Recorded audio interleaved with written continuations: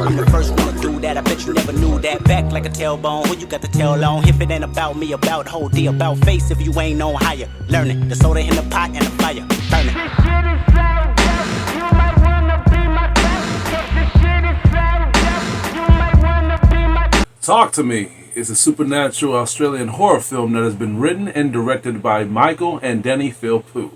This film is also licensed by A24 Studios. The film follows a group of teenagers who discover that they are able to contact spirits using a mysterious embalmed hand. Only things go too far as all hell breaks loose when they begin to take the game into a dangerous nightmare.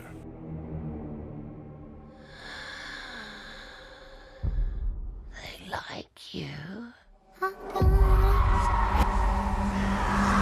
This film was way too overhyped in my opinion. Now, me and my cousin Kakai, shout out to you. I wasn't going to watch this film until she came over so we could watch this together. Because so many people have been throwing this film at my face, saying that I should watch it, I should review it, it's great, it's fantastic, it's scary.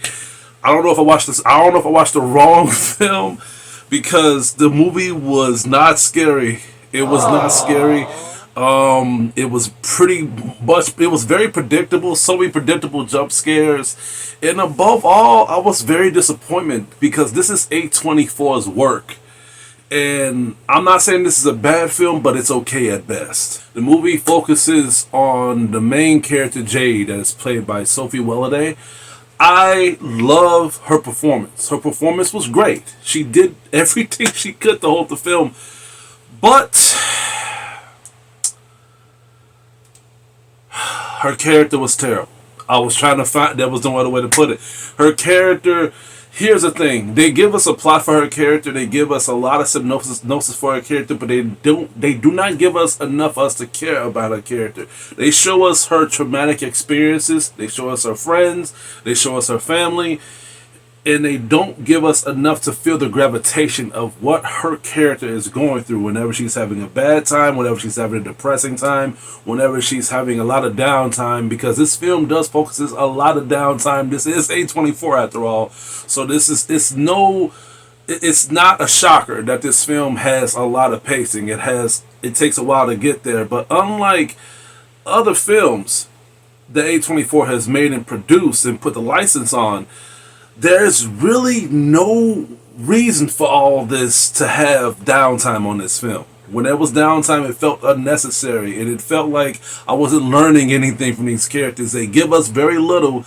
It was more bullshit, less lineage of us learning from these characters, especially when things got bad. But one thing I will say, though, that I like about the film is the creativity of the horror. Instead of them using Ouija boards and instead of them using certain games, just doing certain things that is very cliche to a horror movie genre, they focus all of this onto a demonic, I wouldn't say a hand, but a hand that can connect to spirits. But this hand has an opening invitation slot that anybody, anything can react to the living each time they shake their hand and they say, "Talk to me."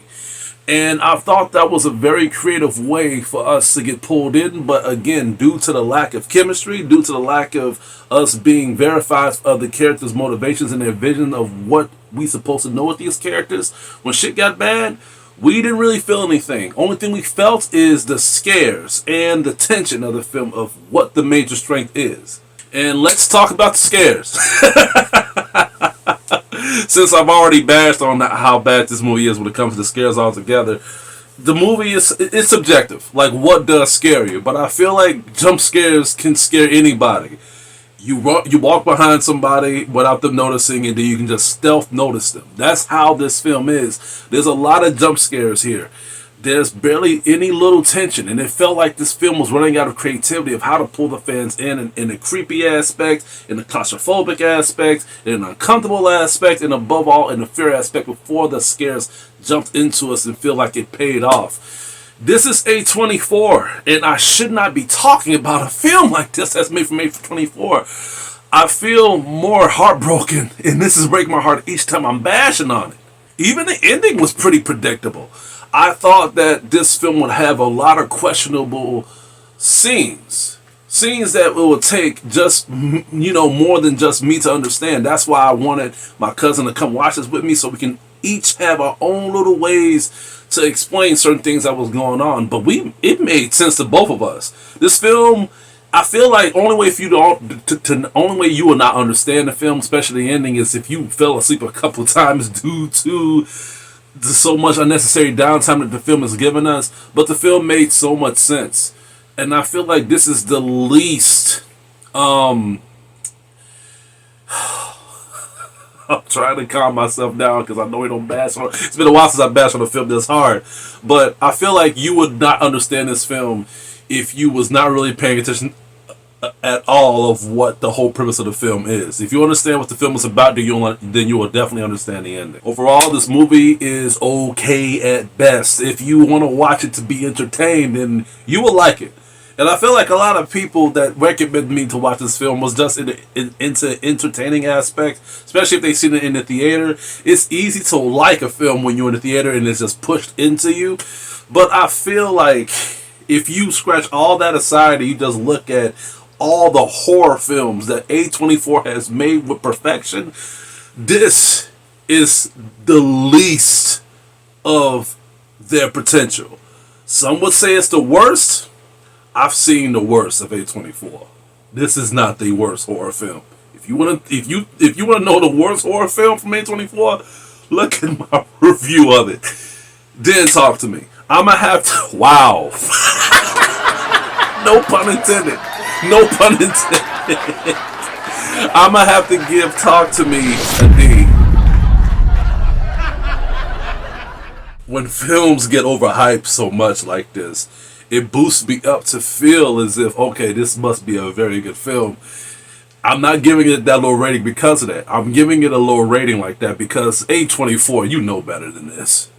You know way better than this, man. I feel like if it was made by another license, if it was licensed by another film or produced by another company, then maybe I would have given it a higher rating, but that still doesn't detect the overall package of me not being frightened. Again, scares is subjective. Like, what does scare you? But I'm gonna sleep pretty well tonight. Now, if you guys excuse me, I'm gonna go and play Baldur's Gate 3. I gotta finish this game. I've gotta finish this game.